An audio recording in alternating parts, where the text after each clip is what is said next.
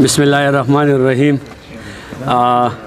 شمال صاحب ته چې کوم دی شیرګل خاورې ته په راتګ باندې خرکلی وایو زمونږ میلمه دی صادق صاحب دی نور داسې ډېر مشران ناست دي والله داسې دا سیریس خبرې زمونږ نه اکثر تاخ هم خطا کړي ستاسو ته خو پته دی زمونږ کله پاسه وو یله کو دا باسې ګپي دغه دوه درې خبرې مو زده کړي دي خو چونکې سیریس خبرې چې کوم دی مونږ له نه راځي فضل صاحب ناست دی د ټولو ملګرو چې کوم دی هرکلی وایو ډېر زیات شکریا ادا کوو د امین فطرت صاحب د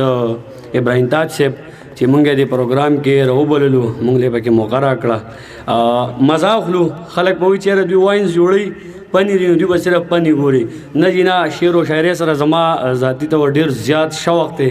ډېر په مینه باندې شعرونه اورم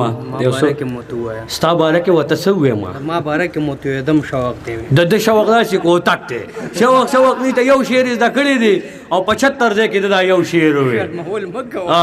نو خبرې خیر مذاق زمونږ کار چونکې د مذاق دی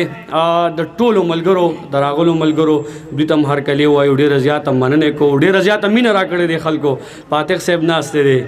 ورده والا دی کنه ته بس سپیشل سلام کو نو ډېر زیاته مننه بیا د ټولو ملګرو ادا کوم او شعر و شاعرۍ سره ډېر شوق لرم ډېر په مینه اورم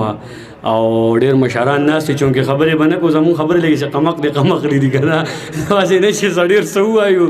نو د هغې نه ښه دا ده چې دا خپل بیان به دلته راغونډ کړو اخره کې یو پیره بیا مننه شکریا د ټولو ملګرو او شمال صاحب ته یو پیره بیا هرکلی وایو بیا ورته وایو هر کله راشئ موست ویلکم تھینک یو سو مچ ډېره مننه شکریا ډیره مننه ډیره زیاته شکریا ادا کوم د دې راتلونکو میلمنو خاص کر شمال صاحب ته د هغوی په کتاب مخکتنه باندې ډیره زیاته شکریا ادا کوم تاج صاحب بار بار وایي شعر ووایه نو شعر ماله چېرته راځي زه شاعر خو نه یم او دا ادبي ټولنې مې خوښې دي اوس زده کړه کوو ادبي ټولنو کې ناسته پاسته کوو د عباس صاحب د شعر تشریح خو عقاب کې به کول غواړي نو موږ نه چېرته راځي خو د تاج صاحب تاسو یو شعر دی به ووایم چې د وخت د اندېښنو سره چې زغلو کې شاعر شي